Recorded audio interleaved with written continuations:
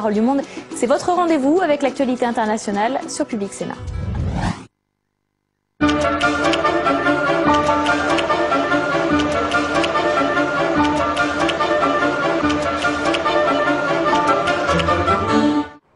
Bonjour à tous, ravi de vous retrouver sur Public Sénat. À suivre ce matin sur notre antenne l'audition de Bruno Le Maire, le ministre de l'Agriculture, par la Commission de l'économie du Sénat. Cette audition s'est tenue mardi après-midi et devant les sénateurs, le ministre a rappelé les mesures de soutien qui ont été accordées par les banques aux producteurs laitiers pour soulager leur trésorerie.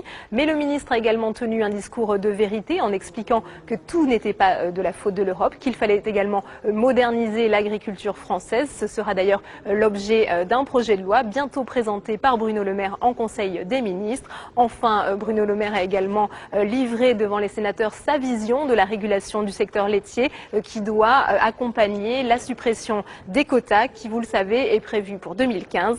Tout de suite donc l'audition de Bruno Le Maire. Bonne matinée à tous sur Public Sénat.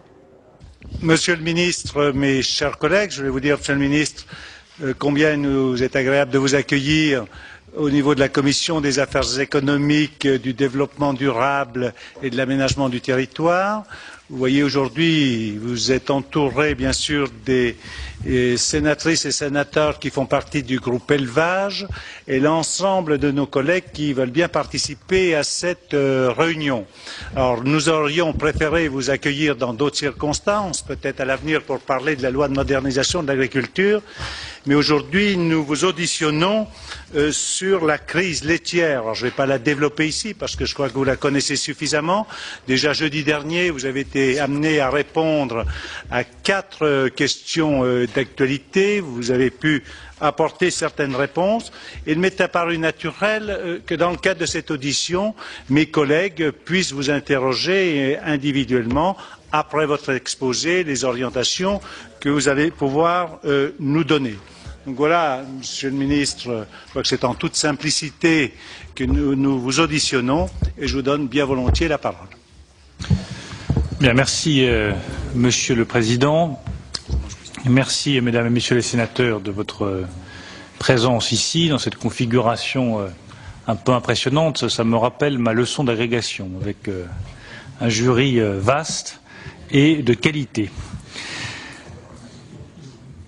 Je voudrais juste vous faire une petite présentation très rapide et globale des choix qui ont été faits depuis plusieurs semaines et plusieurs mois par le gouvernement en matière agricole, de façon à remettre en perspective les choix qui sont faits également sur la crise laitière.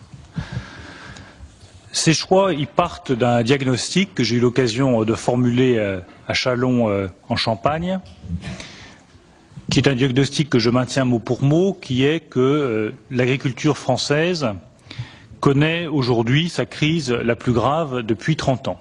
On pourra donner des chiffres pour argumenter ça si vous le souhaitez. Ce qui est évident, c'est que pour la première fois dans l'histoire de l'agriculture française depuis très longtemps, tous les agriculteurs ou presque sont touchés, toutes les filières ou presque sont touchées, et nous avons un mélange de crise nationale, de crise structurelle et de crise conjoncturelle liée aux marchés internationaux qui accentuent la difficulté de l'ensemble des producteurs.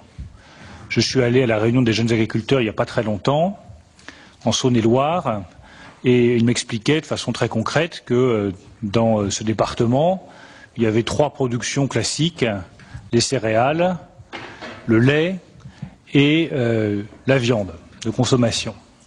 Et que depuis des années, lorsque ça allait mal sur une filière ou sur une autre, on se refaisait un peu de revenus sur la filière voisine. Mais que là, personne ne se faisait de revenus sur quelque filière que ce soit parce que les 3 étaient touchés en même temps. Donc je pense qu'il faut mesurer la situation particulière dans laquelle nous nous trouvons aujourd'hui et les circonstances que nous avons à affronter. Face à cela, le choix que j'ai fait avec l'ensemble du gouvernement et sous l'autorité du Premier ministre et du Président de la République, c'est de m'engager dans 3 discours à l'égard des agriculteurs, articulés évidemment autour de décisions concrètes et de choix très concrets. Le premier discours qui me paraît important à tenir aux agriculteurs français, c'est un discours de solidarité. Je pense qu'il est essentiel de faire comprendre à tous les exploitants agricoles français que nous pensons à eux et que nous nous occupons concrètement de leurs difficultés. Et mon obsession, jour après jour, chaque jour de chaque semaine, c'est d'essayer de trouver des solutions qui ne soient pas des solutions pour faire plaisir dans les journaux, qui ne soient pas des solutions forcément médiatiques, mais qui permettent de changer concrètement la donne sur le terrain, dans chaque exploitation. Et c'est honnêtement ce qu'il y a de plus difficile, parce qu'on peut toujours faire de grands effets d'annonce, il faut surtout que cela soit suivi sur le terrain d'effets concrets dans des délais rapides. C'est le choix que j'ai fait, par exemple, dans la filière fruits et légumes, en mettant en place une assurance crédit à l'exportation. Quelle est aujourd'hui la difficulté majeure de la campagne qui s'ouvre en matière de fruits et légumes? C'est l'exportation des pommes et des poires. Le chiffre d'affaires de la production de pommes en France, la moitié se fait à l'exportation. Cet été, on n'a quasiment rien exporté. On n'a quasiment rien exporté parce que les marchés sont fermés, parce que les pays d'Europe centrale et orientale qui consommaient ne consomment plus de fruits et légumes, et parce que la Russie, qui est un des principaux importateurs, n'importe plus, en mettant d'ailleurs des barrières à l'importation sur lesquelles je pourrais revenir. Donc l'urgence, pour une filière comme les pommes, c'est d'avoir une assurance crédit à l'exportation qui permette de faire du chiffre d'affaires et de dégager des stocks. Ça, c'est l'urgence. Donc nous avons mis en place cette assurance crédit à l'exportation. C'est juste un exemple pour vous donner cette méthode et une illustration de ce discours de solidarité. Même chose sur le lait. Sur le lait, j'aurai l'occasion évidemment d'y revenir. Il y a d'autres problèmes en jeu, mais l'urgence absolue, c'est de faire en sorte que nous apportions une bouffée d'air à toutes les exploitations qui ont le couteau sous la gorge. Je rencontre des exploitants laitiers tous les jours. J'en vois même d'ailleurs dans la salle que j'ai rencontré il n'y a pas très longtemps, que je salue au passage. Ils ont le couteau sous la gorge. Par conséquent, il faut leur donner une bouffée d'oxygène en matière de trésorerie. C'est les décisions que nous avons prises depuis plusieurs semaines, notamment en apportant 30 millions d'euros d'aide aux exploitations. C'est les décisions que nous avons prises hier avec les banques, les assurances et la mutualité sociale agricole. Fin octobre, les appels à cotisation de la mutualité sociale agricole vont tomber dans chaque exploitation laitière de France. Ces appels à cotisation, ils sont calculés sur les 3 années passées, 2008, 2007, 2006. Ces années ont été des années où le prix du lait a été plutôt favorable, notamment la dernière année. Donc les appels à cotisation vont être élevés. Et chaque exploitant laitier de France va recevoir un appel à cotisation de la MSA élevé, alors même que ses revenus ont chuté.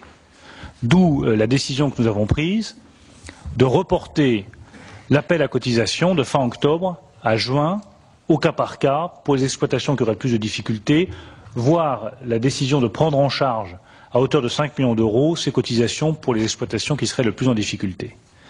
Autre exemple de mesures très concrètes, avec les banques, dans cet esprit du discours de solidarité qui doit être, une fois encore, fondé sur des décisions concrètes, à ma demande, les banques ont débloqué 250 millions d'euros de crédit qu'elles pourront apporter pour les fonds de roulement des exploitations en privilégiant les jeunes agriculteurs et les investisseurs récents, c'est-à-dire tous ceux qui ont aujourd'hui les difficultés financières les plus importantes, puisque c'est ceux qui ont investi, ils ont acheté un robot de traite à 120 000 ou 130 000 euros, il faut le rembourser aujourd'hui.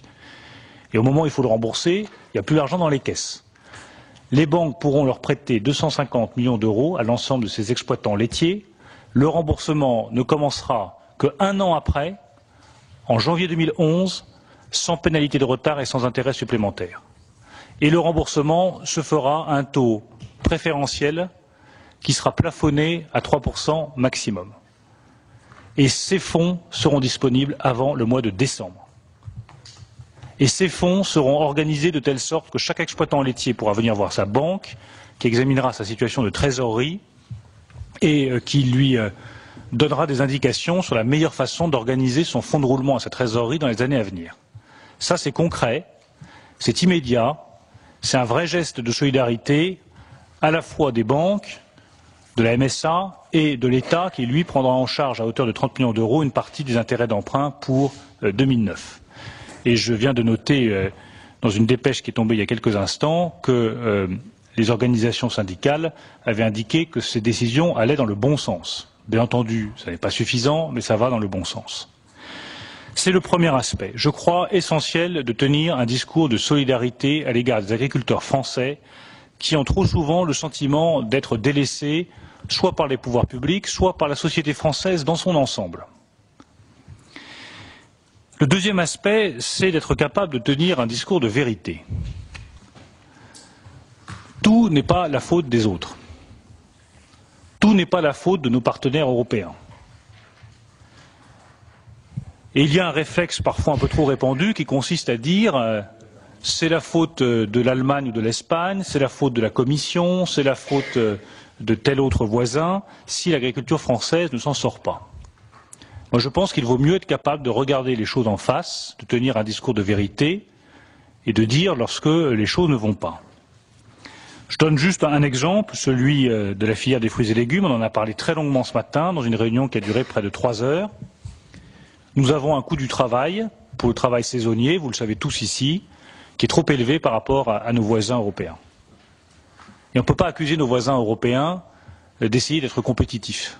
Je pense qu'il vaut mieux essayer nous-mêmes de faire un travail supplémentaire pour être plus compétitifs. Dans des productions comme les fruits et légumes, où 60% du coût du produit final, c'est le coût du travail, on ne peut pas avoir des travailleurs saisonniers qui sont payés 12 € de l'heure quand notre voisin allemand les paye 6 € de l'heure, ou nos voisins espagnols 7 €, ou nos voisins italiens 8 €. Donc nous prendrons des décisions pour remédier à ces décisions. Ça ne veut pas dire pour autant qu'il ne faut pas se battre pour un minimum d'harmonisation et d'équité européenne, bien entendu. Et on en a discuté là aussi ce matin, notamment dans le domaine des phytosanitaires. Je pense qu'il est très important qu'on aille vers l'harmonisation. La France fait mieux que ses voisins. Elle a des produits qui emploient moins de phytosanitaires pour arriver à mettre sur le marché des tomates, des fruits, des légumes, pour respecter davantage l'environnement que ses voisins. D'abord, valorisons ces produits, étiquetons-les de façon à ce que le consommateur sache de quoi il retourne, et puis allons vers une harmonisation en termes d'utilisation des phytosanitaires, qui soit une harmonisation vers le haut, qui soit une harmonisation visant à limiter l'utilisation des phytosanitaires dans le domaine des fruits et légumes. Là aussi, je me battrai dans ce sens-là. Mais ce discours de vérité sur la nécessité de réformes structurelles, il est très important à tenir. Je pense qu'il n'est pas responsable, pas raisonnable, d'expliquer qu'aucun effort ne reste à faire alors que nos voisins ont pu en faire certains. De ce point de vue-là, je sais que ce n'est pas l'objet de la discussion aujourd'hui, je veux juste dire que le projet de loi de modernisation de l'agriculture répond précisément, j'ai eu l'occasion d'en parler longuement avec Jean-Paul et Maureen, répond précisément à cet objectif-là. Il ne s'agit pas de faire une loi fourre-tout, catalogue, qui prend en compte toutes les préoccupations sectorielles des uns ou des autres. Il s'agit de prendre quelques décisions structurelles sur des sujets majeurs qui redonneront un élan à l'agriculture française, notamment sur la question de la compétitivité, notamment sur la question de la stabilisation des revenus, notamment sur la question de la préservation du foncier agricole, qui est un enjeu majeur dans notre pays. Troisième discours que je souhaite tenir après le discours de solidarité et le discours de vérité, c'est un discours de perspective. Tous les agriculteurs que je rencontre, sans exception, quelle que soit la production dans laquelle ils sont, quelle que soit la région dans laquelle ils se trouvent, et je crois être allé désormais dans toutes les régions françaises, m'ont dit « Qu'est-ce que vous attendez d'un agriculteur aujourd'hui ? Et qu'est-ce que vous nous garantissez comme organisation agricole dans les années à venir ?» Et je crois qu'il est absolument indispensable de savoir répondre à ces questions-là. Sur la première question, on attend à peu près tout des agriculteurs français, et j'estime que cela mérite et notre reconnaissance et les financements nécessaires à côté. On n'attend pas d'un agriculteur français, je pense qu'on aura l'occasion d'y revenir dans notre discussion, qu'il produise à un prix qui soit le plus bas possible par rapport à des concurrents internationaux comme la Nouvelle-Zélande pour le lait ou le bœuf pour l'Argentine. Parce que si nous allons dans cette direction-là, nous abandonnons tous les autres objectifs de notre agriculture qui sont tout aussi essentiels. 1. La sécurité alimentaire. 2. La sécurité sanitaire. 3. L'aménagement du territoire. 4. Le développement durable. Tout cela, nous l'attendons de nos agriculteurs aussi. Et ça mérite une reconnaissance à la fois en termes politiques et aussi en espèces sonnantes et trébuchantes sur les aides que nous leur apportons. Parce que si nous tenons un discours exclusivement économique aux agriculteurs, en leur disant produisez au coût le plus faible possible pour que le produit soit le moins cher possible pour le consommateur, bien dans ce cas-là, pour être très concret, pour les élevages, par exemple, demandons-leur de mettre des hormones dans les bœufs de production, de ne pas mettre leurs lisiers sous containers en inox dont chacun coûte plusieurs milliers d'euros, de ne pas mettre leurs bâtiments aux normes, de les laisser dans des stalles de production plutôt qu'à l'herbe où c'est plus cher à produire, et engageons-nous dans une voie qui est une voie très différente. Ça, c'est la première chose. Deuxième élément, il est impératif, et je veux terminer par là parce que c'est à mes yeux aujourd'hui le combat le plus important, impératif de gagner la bataille de la régulation européenne des marchés agricoles. Je le dis avec beaucoup de gravité parce que j'ai entendu avec parfois un peu de surprise et un peu de déception aussi de la part de certains responsables politiques des critiques sur le thème la France n'agit pas suffisamment pour la régulation européenne des marchés. Alors là, je dois dire que les bras m'en tombent. Je pense que la démocratie, c'est pas échanger n'importe quoi entre les uns et les autres, c'est échanger des arguments raisonnables fondés sur des réalités et des faits qui permettent de constater un désaccord et d'essayer de se rapprocher. La France a été le seul pays à l'origine de la régulation européenne des marchés. Le seul. Aucun autre pays n'a souhaité à l'origine se battre pour cette régulation. Depuis des années, nous avons fait un choix qui est celui de la dérégulation des marchés agricoles. On a pensé que c'était le bon choix. On s'est aperçu petit à petit que ce n'était pas forcément le meilleur des choix. Seulement, il a bien fallu un pays pour lever le doigt autour de la table et faire le garçon mal élevé pour dire désolé, mais là je crois qu'on va dans le mur. Ce pays-là, ça a été la France, en juillet, qui a dit il faut faire marche arrière, notamment sur la question du lait. Nous avons rédigé un projet de texte portant régulation européenne du marché du lait. Je suis allé le présenter à Berlin avec mon homologue Ilse Aigner, qui a accepté de le co-signer et d'en faire un texte franco-allemand. Ce texte, nous l'avons ensuite présenté aux différents États européens au cours du mois d'août. Puis, début septembre, tout cela remonte donc maintenant à plusieurs semaines, nous l'avons présenté au Conseil des ministres de l'Agriculture, où il a reçu un accueil, il faut le reconnaître, assez mitigé. On a eu une douzaine d'États qui ont été prêts à nous rejoindre et la Commission nous a expliqué, elle, pour sa part, qu'elle estimait que ce texte était nul et non avenu. Et la présidence suédoise nous a expliqué qu'il ne fallait pas s'engager dans la régulation européenne des marchés et certainement pas du marché du lait, que le choix avait été fait de renoncer aux quotas et qu'il fallait laisser les quotas s'éteindre sans rien mettre à la place. Une semaine après, devant la dégradation du marché du lait, et l'effondrement des prix et les difficultés des producteurs, nous avons eu un nouveau Conseil des ministres de l'Agriculture, cette fois un Conseil dit informel, en Suède. Nous avons réussi à convaincre 2 États supplémentaires, l'Espagne et la République tchèque. Par ailleurs, la Commission, après plusieurs entretiens avec Marianne Fischer-Boel, a accepté de considérer qu'il fallait effectivement examiner les propositions franco-allemandes. Donc les choses ont bougé sur les 2 fronts. Par ailleurs, le Parlement européen, notamment le président de la Commission agricole du Parlement européen, a accepté également de reconsidérer les positions initiales et a admis que la régulation était une nécessité et qu'il fallait donc la construire. J'étais lundi en Pologne, hier. Nous avons convaincu la Pologne, qui est un État très important aujourd'hui en Europe, de nous rejoindre dans la régulation. Je serai en Italie cette semaine. J'espère que l'Italie, qui avait une position très négative au départ, pourra bouger. Où en sommes-nous très exactement? Et quelle est exactement la stratégie française? Nous sommes à quelques voix de la majorité qualifiée, qui est à 255. Si l'Italie, qui pèse 29 voix, comme vous le savez, au Conseil, nous rejoint, nous avons la majorité qualifiée. Ça veut dire que nous pouvons imposer la régulation européenne du marché du lait. Il ne s'agit plus d'en discuter, il s'agit de l'imposer. J'ai proposé également que nous ayons une réunion extraordinaire des conseils des ministres de l'Agriculture, en soulignant que face à la crise actuelle, il était urgent de trouver un point de sortie. Le point de sortie, il n'y en a pas d'autre. le point de sortie politique de la crise, c'est un Conseil des ministres extraordinaire des ministres de l'Agriculture qui admettrait que la régulation européenne du marché du lait est nécessaire et qu'à partir du moment où on a fait le choix de l'abandon des quotas, il faut mettre une autre régulation en place. Si nous arrivons à ce résultat, et j'espère que nous y arriverons d'ici quelques jours, aux alentours du début du mois d'octobre, ce sera le résultat de 2 mois d'intenses négociations diplomatiques à l'initiative de la France. Ça, c'est la réalité des faits. C'est la réalité des faits.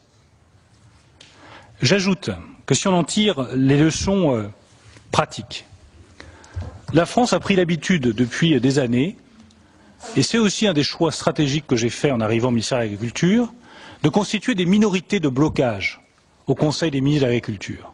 La minorité de blocage, c'est 99 voix. Donc on constitue une minorité de blocage, et dès qu'on nous demande de faire quelque chose, d'évoluer sur les subventions, de faire bouger les aides à la PAC, on dit non. 99 voix, c'est facile à constituer. Moi, ce que je souhaite, c'est que la France, première puissance agricole européenne, reprenne le leadership agricole européen. Pour reprendre le leadership agricole européen, ce n'est pas des mots, c'est des voix. Ça veut dire qu'il faut passer d'une situation où on récupère à chaque fois 99 voix à une situation où on récupère à chaque fois 255 voix, c'est-à-dire la majorité qualifiée avec laquelle sont prises les décisions au Conseil des ministres de l'Agriculture. C'est un changement stratégique majeur. Mais c'est ça qui nous mettra en position de force pour la négociation de la PAC 2013. Si nous restons arc-boutés sur nos positions et sur des minorités de blocage, nous serons systématiquement débordés par nos partenaires européens. Voilà le point très général que je voulais vous faire.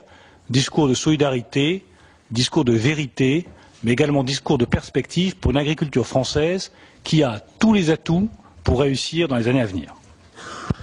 Merci, Monsieur le Ministre. Comme vous l'avez rappelé, dans un premier temps, des mesures conjoncturelles pour exprimer la solidarité de la nation vis-à-vis des éleveurs laitiers. Je crois qu'aujourd'hui, nous avons affaire à des entreprises qui ont beaucoup investi et il me paraissait nécessaire d'avoir des mesures conjoncturelles.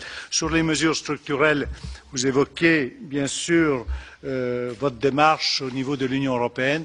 Et aujourd'hui, je pense qu'on ne peut pas concevoir l'agriculture sans avoir une démarche européenne. Par contre, pour ce qui concerne la loi de modernisation de l'agriculture, vous l'avez évoqué, je crois que nous avons à travailler pour redéfinir un cadre assez simple de l'avenir de notre agriculture. Je crois que diverses propositions pourront être faites de façon à prendre en compte la notion d'entreprise que représente l'agriculture d'aujourd'hui. Moi, je ne vais pas être plus long parce que c'est surtout pour que mes collègues puissent vous interroger. Je vais donner tout de suite la parole à Gérard Bailly qui préside le groupe d'études élevage, qui est peut-être le plus à même de poser une question dans un premier temps. Mais alors, Yannick Botrel, et je vous propose de vous inscrire si vous voulez poser des questions. Gérard Bailly. Bien sûr, Monsieur le Ministre, nous sommes très très heureux que vous soyez parmi nous cet après-midi et je me joins aux propos de Jean-Paul et Maureen justement pour vous remercier et puis aussi vous remercier aussi de l'action que vous conduisez au niveau européen pour faire en sorte de trouver, comme vous venez de le dire, une majorité qui permettra que l'Europe revoie ses positions dans ce domaine-là, puisque nous n'oublions pas que les causes déjà sont venues de la décision européenne, de tout ce qui était les aides au stockage, de tout ce qui était un petit peu laissé à volo, les marchés agricoles et les marchés laitiers en particulier.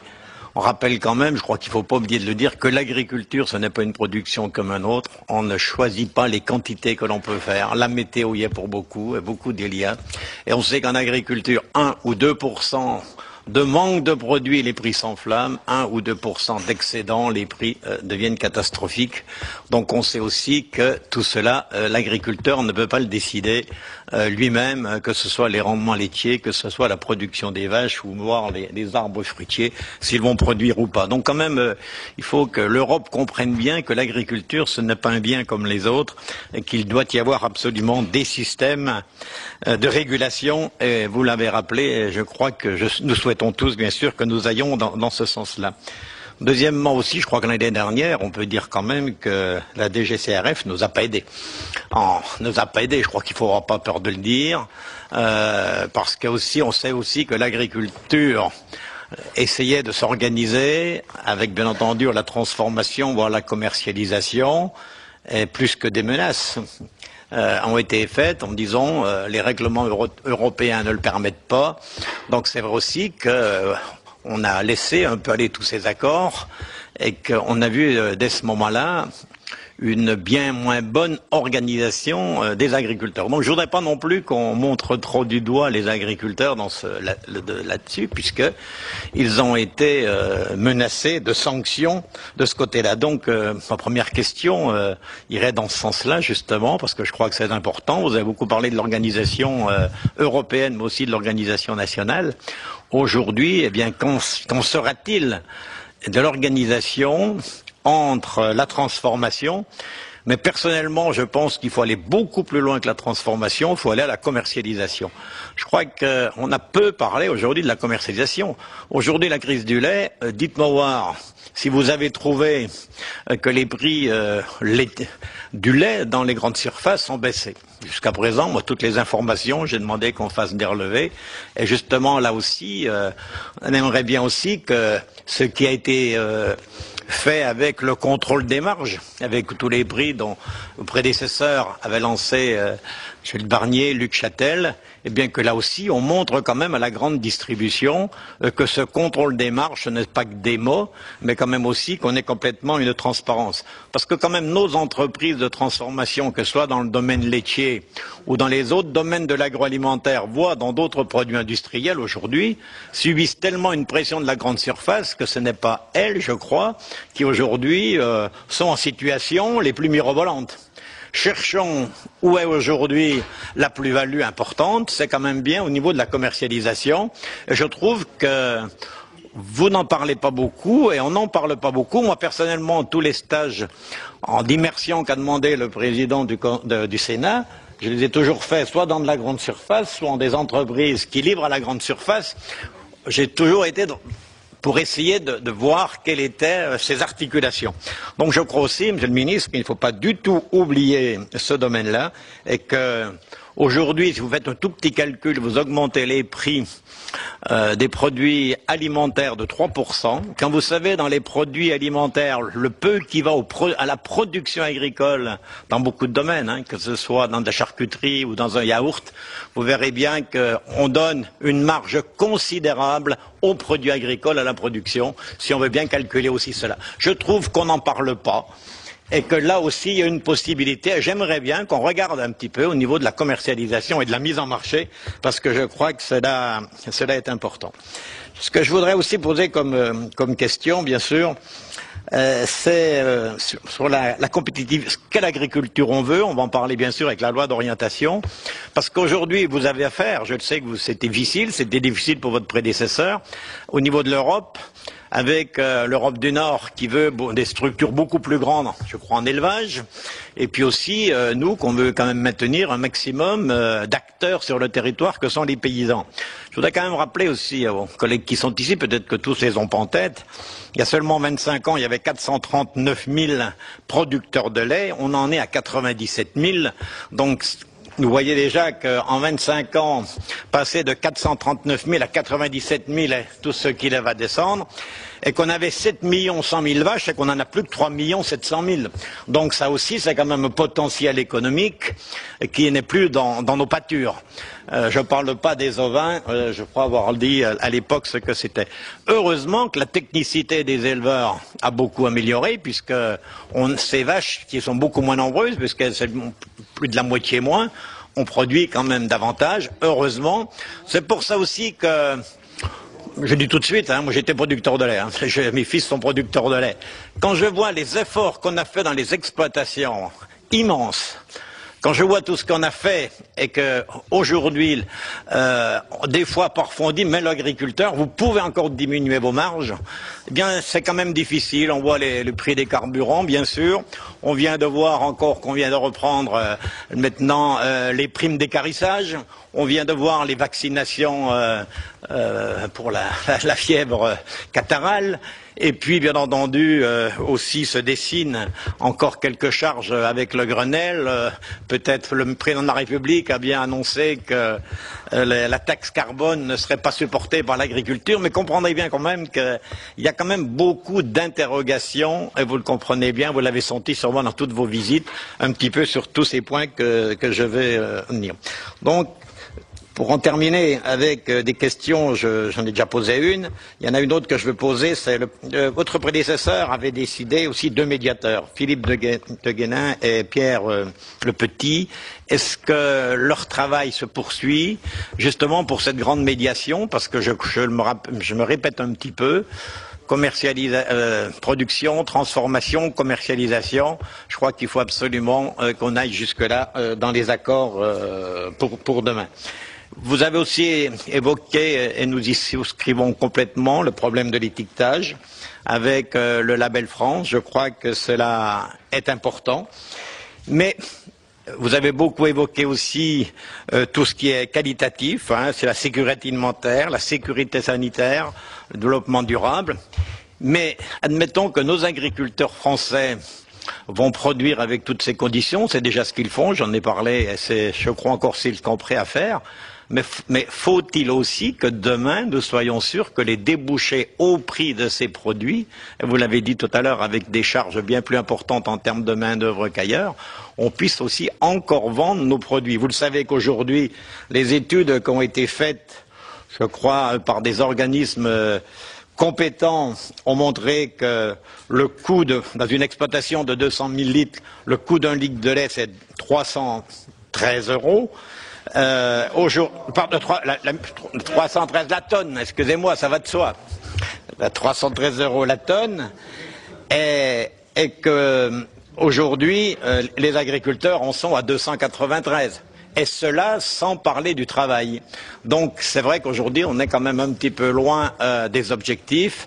Et puis vous le savez aussi, ça peut être évoqué, les veaux d'élevage dans les exploitations aujourd'hui. Je crois la direction régionale de l'agriculture de Franche-Comté vient de nous donner le prix des veaux en 2007 en moyenne, des veaux de 8 jours, 139 €, 103 en 2008, au mois de novembre ils étaient vendus 49. Vous savez aussi que c'est un problème qui vient s'ajouter, comme le prix de la viande. Donc quand même, vous avez, Monsieur le Ministre, une tâche immense. On a confiance en vous, j'ai confiance en vous. Je pense aussi que beaucoup des collègues autour de la table.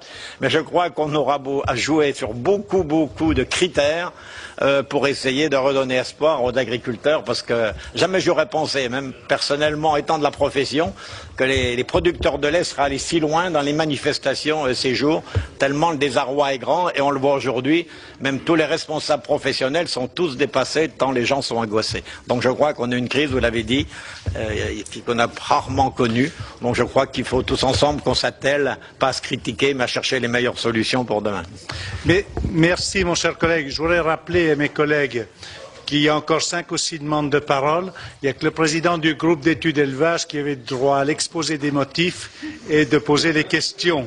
Alors, Monsieur le Ministre, je vous propose que nous passions peut-être aux questions, et puis après, parce qu'il y aura certainement des interférences dans les questions, et je crois que ça pourrait peut-être faciliter vos réponses. Yannick Botrel. Monsieur le Ministre, le constat que vous avez dressé, beaucoup d'entre nous le font, et sur l'analyse, il n'y a pas grand-chose à dire.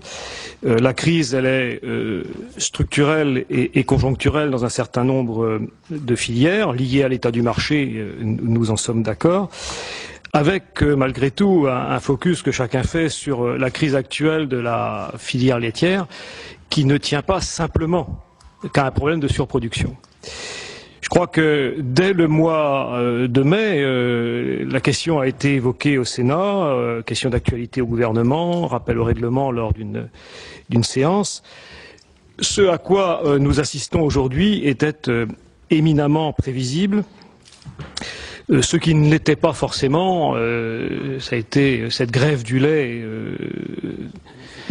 qui prend dans certaines régions. Moi, je suis d'un bassin laitier où il y a un grand nombre d'éleveurs désormais qui font la grève du lait, et c'est vrai que c'est complètement inhabituel. Jusque-là, on avait le droit à des mouvements revendicatifs très forts, parfois violents, mais de cette nature-là, nous ne l'avons jamais vu.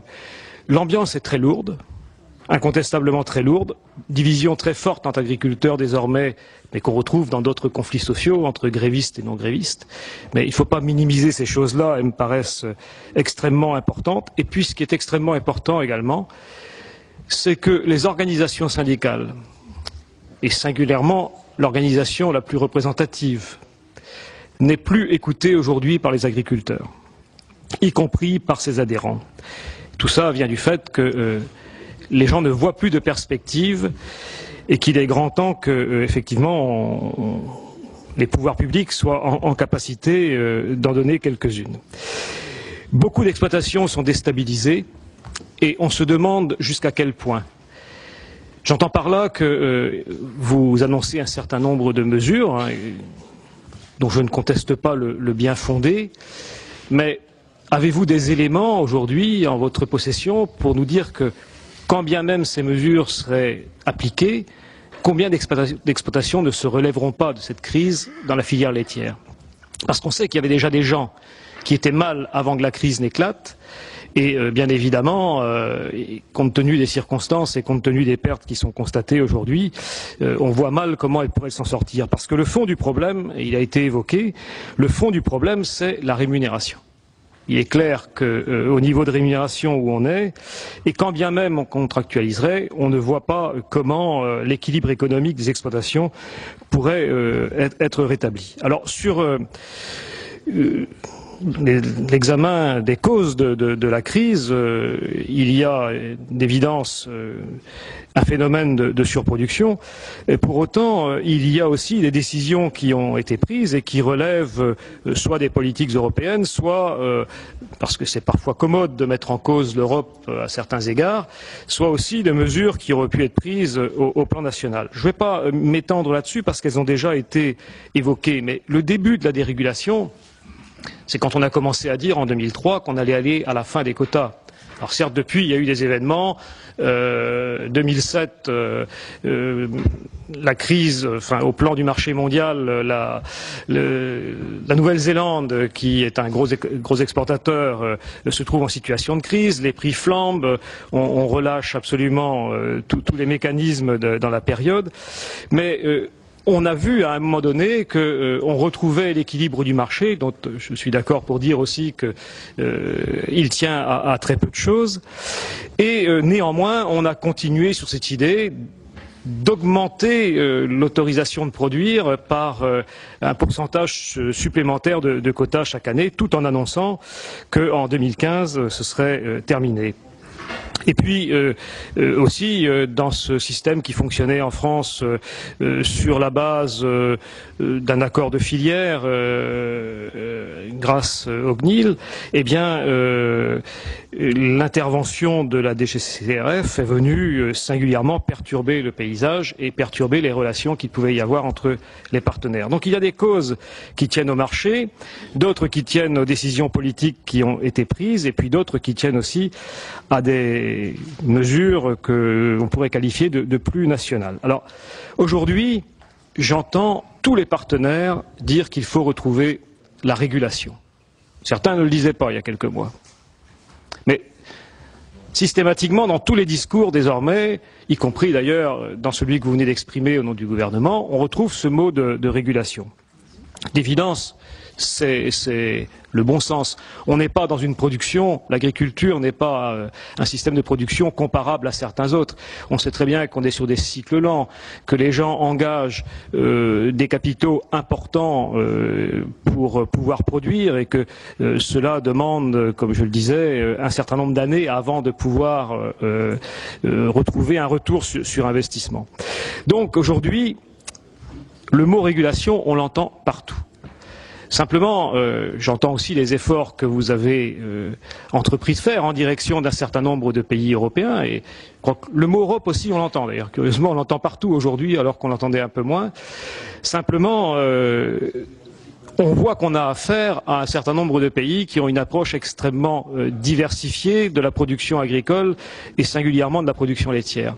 Il serait quand même intéressant que, au-delà du mot lui-même qui intéresse tout le monde, on nous explique aujourd'hui sur quel mécanisme on peut compter désormais pour introduire un peu plus d'organisation dans la filière laitière.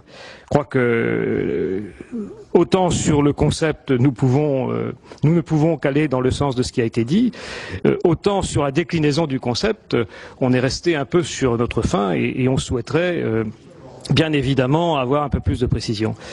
Quant à l'incidence sur la filière elle-même, je l'ai dit tout à l'heure, moi j'ai le sentiment, et je le dis avec beaucoup de tristesse, qu'un certain nombre d'agriculteurs ne survivront pas à cette crise. Les mesures, vous les avez annoncées. Pensez-vous que ce sera suffisant et ne faudrait-il pas que dans chaque département, dans chaque région, il y ait véritablement un regard plus précis porté sur la situation des agriculteurs ? Merci, mes chers collègues. Je demanderai d'être moins long sur l'exposé des motifs, mais poser vos questions plus rapidement, parce que le contexte, je crois que tout le monde le connaît, mais vous pouvez avoir des questions un peu plus personnelles à poser. Alors surtout que l'intervenant qui va suivre, c'est Marcel Deneux, qui a beaucoup de responsabilités dans la filière laitière. Ah, c'est lui. Bravo. Bon. Une première chose pour mettre au point, Président, je n'ai plus aucune responsabilité dans la filière laitière. J'ai quelques responsabilités dans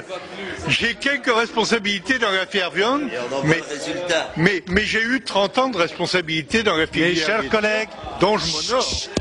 Mes chers collègues, et c'est justement ce que je veux vous dire, Monsieur le Ministre. Tout ce qu'on dit, mes amis, moi je le partage. Vous arrivez à un moment où la situation est grave. On a rarement eu une situation agricole à revenus dégradés dans toutes les productions comme en ce moment. Même les productions végétales qui n'avaient pas l'habitude sont dégradées. Vous arrivez au mauvais moment. Vous n'avez peut-être pas choisi votre moment, c'est vous qui êtes arrivé. Alors il va vous falloir faire de gros efforts pour dire les choses que les agriculteurs comprennent. Hein, et notamment, moi je veux le redire après tous mes amis, il faut affirmer qu'il n'y a pas de revenus agricoles dans des marchés désorganisés et qu'il n'y a pas de marché organisé si on ne maîtrise pas le volume de production. Après, on peut discuter de tous les mots, quota, pas quota, contrat, tout ce qu'on veut. Le problème de base, c'est celui-là. Si vous cassez le marché en ayant 1% de volume de production en plus, bon, alors, dans la crise actuelle, dans toutes les choses qui ont été dites, pas dites, mais dont il faut se rappeler, moi, mon sentiment personnel, c'est que la crise que nous vivons en France aujourd'hui, ce sont des répercussions un peu lointaines, mais pas si lointaines que ça, de notre politique des agrocarburants. Bon, on mesurera tout ce qu'on veut, c'est clair que quand on regarde bien la répercussion des productions végétales sur les productions animales, le prix de la viande, le prix des veaux, tout ça part de... Bon, alors on l'avait dit il y a 3 ans, on n'a pas pris les mesures qu'on aurait dû prendre. Autre chose que je veux dire, Monsieur le Ministre, puisque j'ai quelques responsabilités dans la viande, je peux révéler des choses sans qu'il y ait trahison de secret professionnel. Il est clair que nos amis de la grande distribution jouent un jeu particulier. Moi, je suis dans un groupe où nous livrons des marchandises, on fait 300 000 steaks hachés par jour, nous sommes en pré-étiquetage et il est courant que nous changeons les étiquettes sans que notre prix de vente à nous soit changé, sur des raisons que nous ne comprenons pas toujours. Et quand on est du côté des producteurs, on est quand même un peu étonné, le dirais-je avec des nuances, d'un type de comportement qui apparaît une complicité entre les pouvoirs publics et la grande distribution. La position de la DGCCRF de l'année dernière ne s'explique pas autrement. Alors après, on peut l'habiller comme on veut, mais quand vous faites des réunions de canton avec des agriculteurs, ils sont de plus en plus doués. L'information d'économie politique passe et il faut remonter une pente qui n'est pas facile pour dire qu'on le sait. Bon, alors tout ça existe dans un climat global. Je ne vais pas reconstruire la politique agricole mondiale, mais j'ai regardé l'année dernière avec quelques amis dans 16 pays de l'OCDE. Le revenu moyen des agriculteurs est au-dessous du revenu moyen du pays. C'est donc un type de politique des pays développés, conduit d'une certaine manière. Nous voulons en France nous y opposer, il faudra le dire. Chirac avait commencé à dire des choses intelligentes il y a 5-6 ans au Congrès mondial des jeunes agriculteurs. On peut reprendre ce discours. Il est clair qu'il y a un problème de confiance des agriculteurs qu'il vous faut mettre en place. Alors, j'en dirai pas davantage dans les choses que j'avais notées. Je le dis pour notre ami Bailly, mais aussi pour tout le monde. Méfiez-vous du côté langage de prendre ces chiffres de diminution de producteurs en nombre. Quand j'étais président de la FNPL, j'ai connu 520 000 producteurs cotisants. Donc ils existaient. Hein. Et nous avons à ce moment-là mis des quotas laitiers, quand je dis nous, j'y ai beaucoup contribué, pour 224 millions d'hectolitres de lait pour la France. Nous sommes aujourd'hui autour de 110 000 producteurs de lait. Nous faisons toujours 224 millions d'hectolitres de lait. Autrement dit, c'est pas le nombre de producteurs qui fait la production, c'est le nombre d'étapes et le nombre de vaches. Et de ce côté-là, Monsieur le Ministre, vous aurez à vous pencher encore sur la politique génétique de ce pays. Il y a ici ou là des détails à corriger, mais vous avez autour de vous un excellent cabinet, une très grande administration qu'il vous faut écouter, écouter les agriculteurs, essayer de comprendre ce dossier. Il y a un très bel avenir pour l'agriculture de ce pays, à condition que l'on soit sûr et que les perspectives soient ouvertes. Et je m'arrête là. Il est clair qu'il n'y aura pas d'avenir pour cette agriculture sans organisation. Appelez-la comme vous voulez, mais il faut une régulation absolue. Alors, on pourrait chevaucher la période qui s'annonce si jamais on réussit au G20 à dire qu'après tout, il faudrait réguler l'économie capitaliste. On pourrait en profiter pour chevaucher, pour dire que même à l'OMC, les orientations qu'on a prises sont pas les meilleures, qu'il y a des considérations nouvelles à faire rentrer, tout ça. Moi, je vous donne quelques pistes. Si vous me permettez, je peux tous les 15 jours vous retéléphoner pour vous dire ce que je pense en fonction de la conjoncture, mais je pense profondément qu'il vous faut retrouver la confiance des agriculteurs et qu'avec un discours bien fait, on peut y arriver. Vous avez affaire à une agriculture qui est formidable. Vous avez dit c'est la première de l'Europe, c'est peut-être plutôt la deuxième en ce moment, mais enfin, c'est quand même un joyau formidable qu'il ne vous faut pas gâcher. On vous fera confiance, mais il faut changer le comportement des pouvoirs publics. Merci, mon cher collègue. Je crois que M. Deneux, Monsieur le ministre, vous a aidé en partie dans vos réponses. Et tous les 15 jours, vous pouvez attendre un appel, mais je ne suggérerai pas à l'ensemble des sénatrices et sénateurs de vous appeler aussi régulièrement. Ce qu'on constate, c'est d'une base de 500 000 producteurs de lait, vous êtes à 100 000. On peut imaginer que les manifestations sont moins importantes, mais le problème reste entier. François Marc. Merci. Je voulais remercier le président Morin d'avoir bien voulu associer les collègues d'autres commissions, notamment des finances, à cette audition, compte tenu de l'importance du sujet aujourd'hui. Et je vais être très bref. Je crois qu'on peut s'accorder sur l'objectif que Monsieur le ministre vient de nous énoncer, à savoir gagner la bataille de la régulation. Et d'ailleurs, on peut se réjouir que, implicitement, dans cette formule, on sous-entend que la dérégulation était une mauvaise politique. Et donc, on ne peut que se réjouir de l'objectif qui est ainsi affiché. Reste pour qu'on puisse tous se mobiliser à ce qu'on soit d'accord sur ce qu'il y a derrière cette régulation. Et j'ai donc deux questions de ce point de vue. Parce que, évidemment, la question se pose aujourd'hui dans un contexte où il y a des discussions sur les rapports de force au sein de la filière laitière, comme il y a des discussions dans bien d'autres filières où on a aussi ces enjeux où chacun essaie de tirer le maximum. J'ai deux questions. La première, est-ce que la solution, Monsieur le ministre, qui va être préconisée comportera une baisse de production laitière? Est-ce que c'est là-dessus que vous envisagez de mettre en avant des mesures régulatrices utiles et nécessaires? Et deuxième question, quel sera le rôle qui sera réservé, quel pouvoir pour les agriculteurs dans le dispositif qui va être suggéré par la France, dès lors que ce qui a été annoncé ces derniers jours, semble-t-il, ne reçoit pas l'agrément de nombreux agriculteurs, puisqu'il est question de contrats de fourniture aux laiteries, avec, selon certains, une tendance à une quasi-intégration de certains producteurs laitiers, ce qui ne semble pas satisfaire nos agriculteurs, beaucoup d'entre eux en tout cas.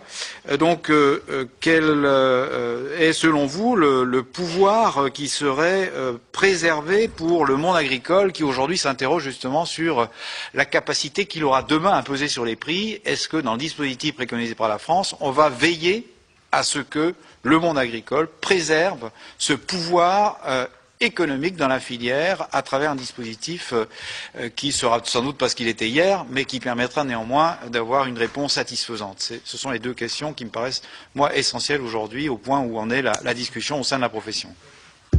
Merci, mon cher collègue. Monsieur le ministre, je vous propose de répondre aux 4 intervenants et après, j'ai encore 6 demandes de parole.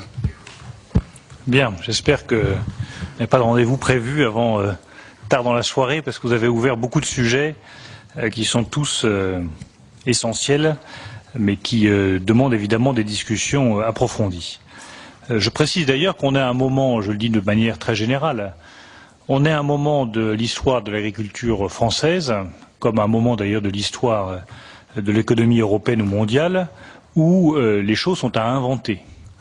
Donc moi, je n'arrive pas avec des solutions définitives, toutes prêtes, en vous disant, voilà, je mets ça sur la table, ça me paraît la meilleure solution, et puis circuler, il n'y a rien à voir. On avance pas à pas. Et je réponds très rapidement à François Marc sur ce sujet. Je suis passé sur la relation entre producteurs et industriels, d'une position où il me semblait que le rapport de force était équilibré, mais n'était pas suffisamment en faveur des producteurs, à une position sur laquelle je reviendrai plus dans le détail, où les producteurs ont davantage voix au chapitre. Précisément parce que ça n'a jamais été fait, il faut être très prudent dans la façon dont on avance pour bien tenir compte des opinions de tout le monde. Et c'est un des aspects importants de ma démarche, qui est d'écouter absolument tout le monde pour être certain qu'on prend les bonnes décisions et qu'on fait les bons choix. Il ne s'agit pas d'appliquer des recettes du passé, il s'agit d'en inventer de nouvelles. Et comme toujours, lorsqu'on invente des choses nouvelles, il vaut mieux écouter le plus largement possible pour être sûr de ne pas faire d'erreur et reconnaître d'ailleurs, lorsqu'on n'est pas allé dans la bonne direction, être capable d'améliorer les choses. Pour répondre aux remarques de Gérard Bailly, et pardonnez-moi de prendre un peu de temps pour essayer de rentrer vraiment dans le fond des sujets. Que l'agriculture ne soit pas une production comme une autre, c'est l'évidence. Les évidences, malheureusement, ne sont pas toujours partagées. Beaucoup d'États européens estiment que produire du lait ou produire des vis et des boulons, c'est la même chose. C'est un des aspects de la bataille qu'il faut conduire pour arriver à mettre en place la régulation. Quand vous dites que 1 à 2% d'excédents conduisent à des variations catastrophiques des cours, je précise, pour être tout à fait concret, que c'est exactement ce qui s'est passé et qui explique principalement, pas seulement, mais principalement, la chute du prix du lait en 2009. Dans les années précédentes, notamment en 2008, on avait eu la conjonction de deux phénomènes. D'une part, un problème climatique et météorologique majeur qui avait affecté la Nouvelle-Zélande et qui avait conduit la Nouvelle-Zélande à baisser de quasiment de moitié sa production de lait. La production de lait de la Nouvelle-Zélande, elle est marginale par rapport à la production européenne. Mais comme elle est transformée largement en beurre poudre, elle a une incidence sur les marchés internationaux très forte. À cela s'était conjuguée la chute de la consommation du lait en Chine. D'où des cours qui avaient remonté, qui avaient flambé jusqu'à plus de 400 € la tonne de lait. L'année suivante, plus de problèmes météorologiques, des débouchés qui explosent en Chine, une production qui, elle, augmente en Nouvelle-Zélande et des cours qui s'effondrent. Mais je précise juste que l'effondrement des cours résulte d'une variation de la production de lait de l'ordre de 1,8% en Nouvelle-Zélande, sachant que la production européenne, elle, étant fixée par quota, n'avait pas bougé. Donc c'est dire la volatilité des cours et l'importance qu'il y a à mettre en place une régulation qui tienne la route. Sur la DGCCRF, je ne prononcerai pas sur l'administration d'État, je dirais juste quel est notre objectif politique. Il faut une meilleure organisation des producteurs de lait. Et c'est même la première étape qui doit permettre de construire la régulation. Avant même qu'il y ait des contrats ou des accords conclus entre industriels et producteurs, il faut que les producteurs de lait soient mieux organisés entre eux de façon à mieux défendre leurs intérêts par rapport aux industriels. Alors je trouve un peu surprenant qu'on nous reproche une meilleure organisation des producteurs, alors que dans le même temps, au Danemark, par exemple, même si le pays est évidemment beaucoup plus petit, vous savez que le système repose sur une seule organisation de producteurs, intégrée à une chaîne industrielle. Comme on est dans le cadre de la coopération, c'est conforme aux règles de la concurrence. Mais enfin, le résultat est le même. Donc je souhaiterais qu'on puisse mieux organiser les organisations de producteurs de lait en France et qu'on trouve les moyens réglementaires ou législatifs pour leur permettre de mieux s'organiser et donc de mieux défendre leurs intérêts. Votre troisième remarque, et ça rejoint des remarques qui ont été faites par d'autres de vos collègues, Monsieur le Président, portait sur la question des prix et des marges. Nous avons mis en place, à la suite des décisions de Michel Barnier et de Luc Châtel, l'Observatoire sur les prix et les marges dans la filière du lait, qui a rendu ses conclusions le 29 juillet. Les conclusions sont très claires. Ce n'est pas la grande distribution qui fait les marges les plus importantes sur le lait, ce sont les industriels.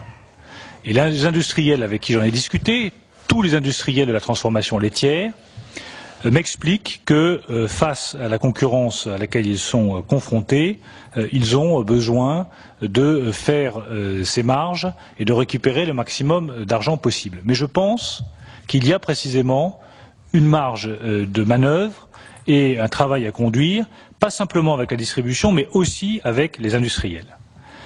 Je précise également que j'ai essayé, dans tous les choix que j'ai faits jusqu'à présent, de faire preuve de la plus grande cohérence possible.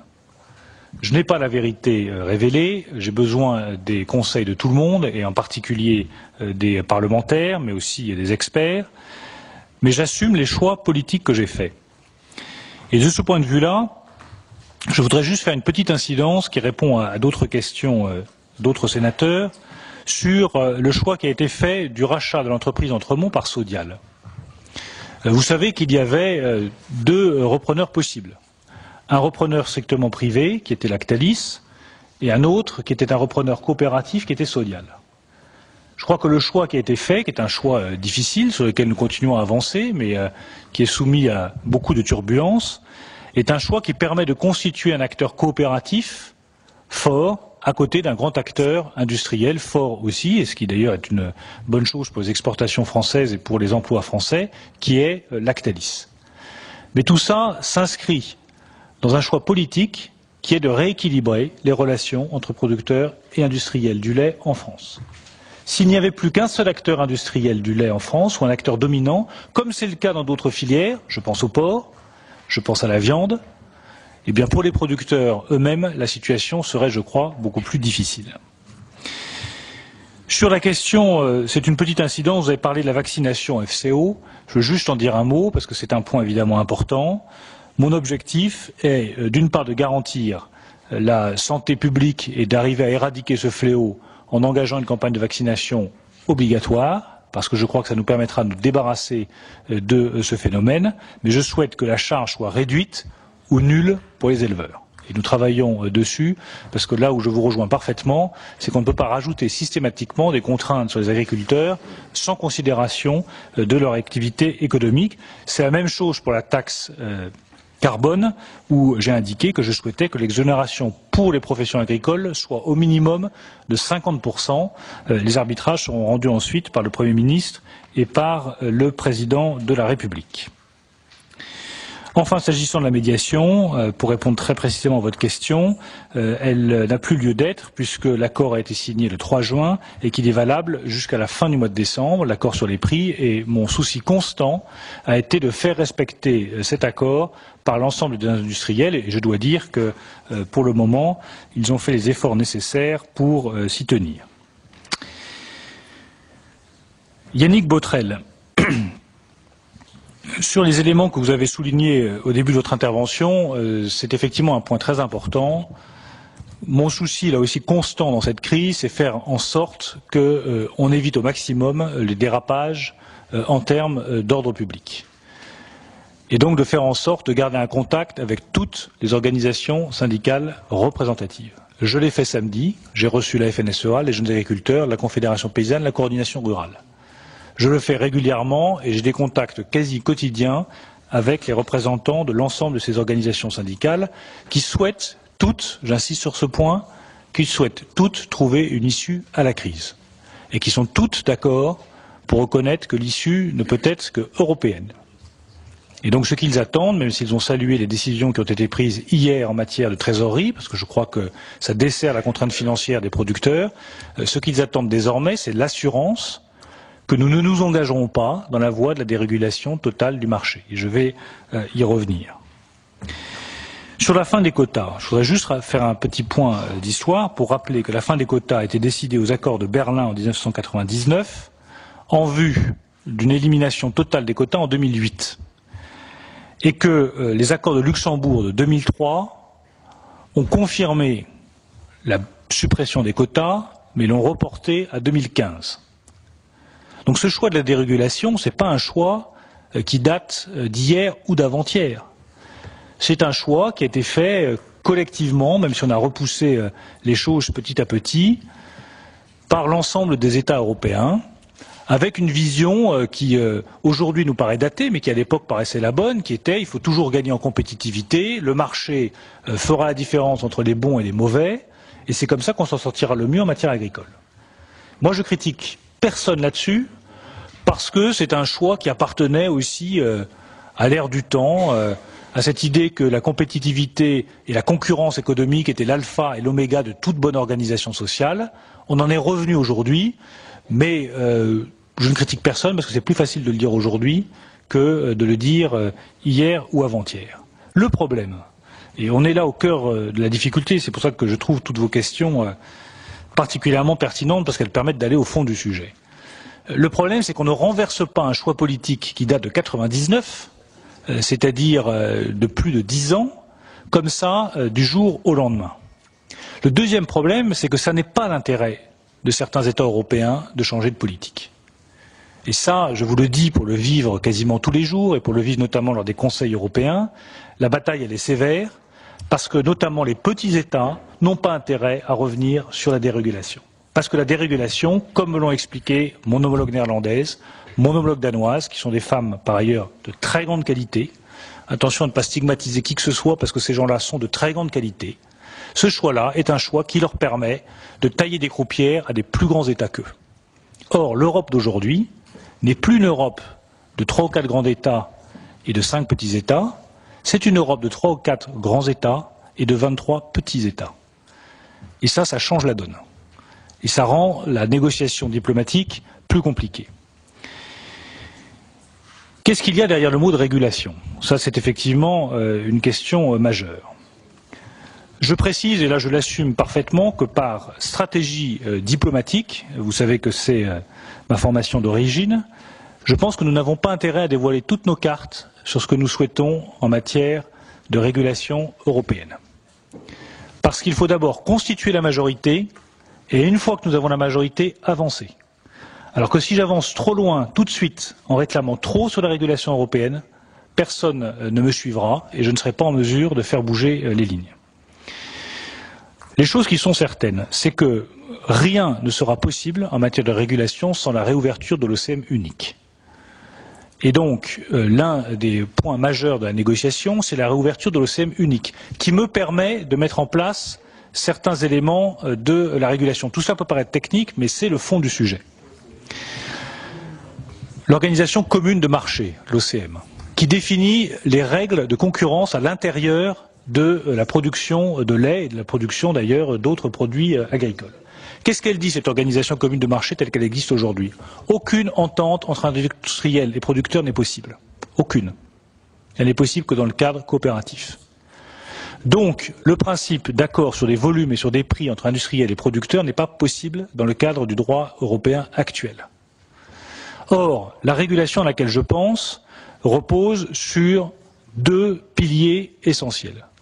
Un pilier national, dans lequel nous aurions des accords entre industriels et producteurs sur des volumes et sur des prix sous le contrôle de la puissance publique. Et ces accords devraient être définis justement dans un cadre législatif de façon à s'assurer qu'ils soient les mêmes pour tous et qu'ils garantissent bien les intérêts des producteurs. Le pilier européen doit reposer, lui, à la fois sur des mesures d'intervention qui devraient être consolidées pour être plus réactives et plus efficaces. Je vous donne un seul exemple. En matière d'intervention, c'est-à-dire de stockage privé, aujourd'hui, le stockage privé n'est possible que 6 mois sur 12. Or, il ne peut être efficace que s'il est disponible 12 mois sur 12. Alors c'est un changement qui paraît mineur, mais qui là aussi est très important. Parce que ça veut dire multiplier par 2 les coûts d'intervention de l'Union européenne. Mais ça permet aussi de prendre des décisions de réaction immédiate à la variation des cours, au lieu de les prendre avec 3 ou 4 mois de décalage, en attendant qu'on soit dans la période d'intervention possible. Deuxième élément auquel je pense, c'est la mise en place d'un marché à terme du beurre et de la poudre à l'échelle européenne, sous un contrôle européen. Parce que le marché à terme permet de donner de la distance par rapport à la variation des cours et de stabiliser les cours du beurre et de la poudre qui sont l'élément de perturbation numéro 1 du prix et du marché aujourd'hui en Europe. Enfin, je n'exclus pas, je suis en train de travailler sur ce que cela voudrait dire, et une fois encore je suis prudent pour des raisons que vous comprendrez, qui sont des raisons d'abord diplomatiques. Je réfléchis à l'équivalent de ce que sera la régulation nationale, c'est-à-dire un régulateur européen qui permettrait de coordonner l'ensemble de ces mesures et de s'assurer qu'elles stabilisent bien les prix pour les producteurs. Dernière remarque qu'a faite Yannick Botrel, il va de soi que j'ai demandé à toutes les DRAF d'être mobilisées pour vérifier que les décisions que nous avons prises en matière de trésorerie soient efficaces sur le terrain et ne laissent aucun producteur de lait de côté. Marcel Deneux, vous connaissez le sujet 1000 fois mieux que moi. Vous avez dit qu'il n'y avait pas de revenus agricoles dans un marché désorganisé. C'est absolument évident. Mais je l'affirme haut et fort, je reprends vos mots mot pour mot, et si vous m'appelez tous les 15 jours, je serai le plus heureux des ministres de l'Agriculture. Donc n'hésitez pas à le faire, ça ne me posera aucun problème. Vous avez soulevé un sujet qui n'est pas un sujet négligeable, qui est la question de la politique génétique du pays. Il ne vous a pas échappé, pour ceux qui circulent dans les campagnes, c'est-à-dire tout le monde autour de cette table, que le paysage des vaches françaises a pas mal évolué en quelques années, et que les prix Holstein ont eu tendance à remplacer beaucoup de vaches, notamment, je le regrette, des Normandes, chez moi en Haute-Normandie, pour une raison très simple, c'est que les Holstein ont un rendement beaucoup plus élevé que beaucoup d'autres vaches. Mais elles n'ont pas les mêmes résultats en termes de qualité nutritionnelle du lait. C'est un autre sujet sur lequel on pourrait s'engager, mais j'estime que le camembert du lait moulé à la louche de Normandie mériterait d'être produit par du lait de vache de Normandie. Enfin, François Marc, sur la bataille de la régulation, vous avez posé 2 questions précises. Oui, il faut trouver un moyen pour contrôler la production laitière et trouver les voies et moyens pour que ces accords entre industriels et producteurs permettent aussi d'avoir une visibilité sur le volume. Ça me paraît très important. Quel pouvoir pour les agriculteurs? Alors, c'est un problème majeur. Il faut savoir là aussi tirer les leçons de l'expérience. Vous venez d'une région où l'intégration fait peur et légitimement à tous les producteurs. Parce que l'intégration, ça consiste purement et simplement à transformer des exploitants indépendants, des producteurs indépendants en salariés industriels. Or, c'est précisément ce qu'ils veulent éviter. Et pour répondre très précisément à votre question, il y a des projets de contrats laitiers qui ont circulé, je ne sais trop comment, fournis par les uns ou par les autres, qui sont à l'opposé de ce que je veux mettre en place. Ces contrats stipulaient exactement où l'alimentation devait être achetée, à quel prix, quel était le type d'installation, quelle était la norme de vache qu'il fallait mettre en place, et ainsi de suite. Autrement dit, il ne restait plus aucune marge de manœuvre pour l'exploitant laitier et pour le producteur. Ça, ce n'est pas ce que nous souhaitons faire. Mais si on veut renforcer les producteurs, une fois encore, il faut, qu'ils s'organisent mieux. Donc on ait une meilleure organisation des producteurs en aval, c'est absolument essentiel. Et 2, qu'on fasse très attention au paysage industriel français que nous allons mettre en place. Et de ce point de vue-là, on m'a parfois reproché de m'occuper trop de la question d'Entremont. Si je m'en occupe tant, c'est que derrière, il y a des enjeux en matière de pouvoir des producteurs et d'équilibre de la production et de la transformation du lait en France qui sont absolument majeurs. Merci, Monsieur le Ministre. Vous êtes encore 7 à vouloir poser des questions. Je vous donne l'autorisation de ne poser uniquement les questions. Jean-Jacques Mirassou. Je vais essayer de me conformer à votre autorisation, Monsieur le Président. Je vais être très rapide. Monsieur le Ministre, la préoccupation immédiate telle qu'elle s'exprime aujourd'hui concerne bien sûr le problème des producteurs. Et tout naturellement, vous avez fait à de nombreuses reprises allusion aux relations qui existent entre les industriels et les producteurs ou inversement. Sauf que dans la problématique telle qu'elle a été évoquée, le grand absent, à mon sens, qui devrait figurer au-delà des producteurs, des industriels, dans l'équation telle qu'elle est posée, c'est le consommateur. Et de ce point de vue-là, force est de constater que les intérêts des consommateurs n'ont pas été tellement abordés dans votre propos.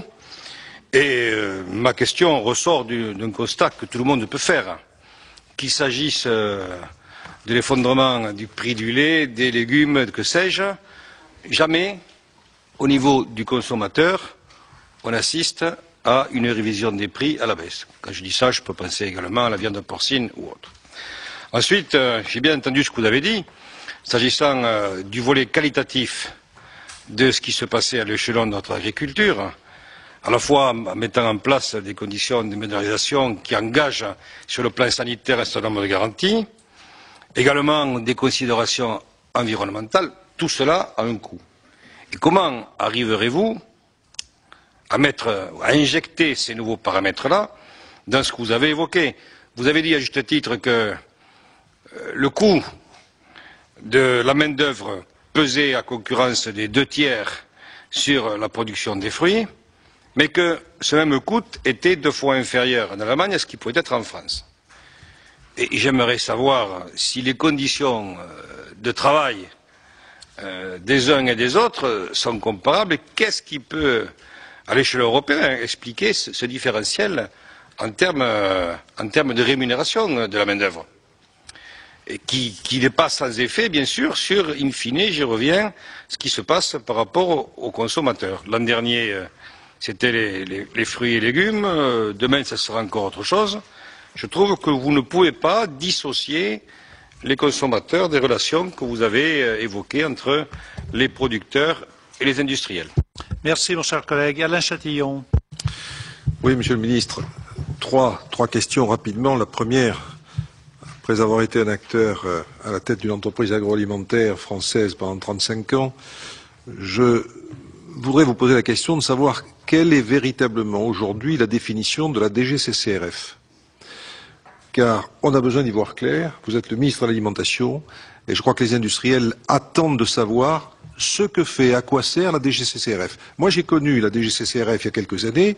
C'était un interlocuteur désigné qui apportait des solutions. Aujourd'hui, il devient de plus en plus le grand absent et nous avons face à nous à la fois une réglementation communautaire qui se met en place alors que les industriels n'en sont pas informés ou très éloignés. Je pense notamment à l'intervention que l'on a fait avec le président et un certain nombre de collègues sur les profils nutritionnels récemment. Et deuxièmement, l'AFSA qui est en train de véritablement cannibaliser et retirer de sa substance tout ce qui, me semble-t-il, concernait le ministère de l'Alimentation. Alors est-ce que demain on va dépendre du ministère de la Santé ?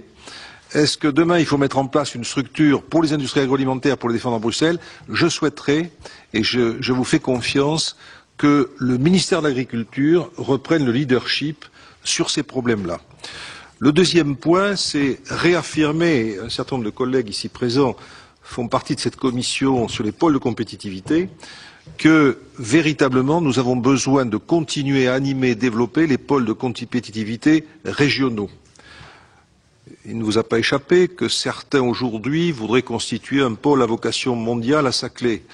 Bon, tout ça c'est très bien, mais je rappellerai que les industries alimentaires, c'est la charpente industrielle des régions. Et je ne voudrais pas qu'une fois de plus, on reprenne d'une main ce qu'on a donné avec une autre au niveau de la régionalisation. Donc là, personnellement, je souhaiterais que vous puissiez appuyer la démarche des pôles de compétitivité régionaux. C'est un facteur de développement, on le voit, de nombre d'emplois, nombre de travaux, et il faut continuer dans cette voie. Et le troisième, c'est vrai qu'on parle de contrat de filière, et je vous en félicite, c'est une très bonne chose. N'oublions pas, au-delà du consommateur, la distribution. Pour avoir pratiqué la grande distribution pendant 35 ans, il ne m'a pas échappé que, quelles que soient les lois, Galland et autres, on arrivait à remplacer les marges arrière d'une façon ou d'une autre. Personne ici ne l'ignore. On a supprimé la loi Galland. On sait très bien qu'aucun industriel n'ira faire un procès à un distributeur, son client qui représente à minima 20% de son chiffre d'affaires. C'est une utopie. Mais en revanche, on sait très bien dans l'industrie alimentaire qu'aujourd'hui, ce qui n'est pas donné en marge arrière est donné en gratuit.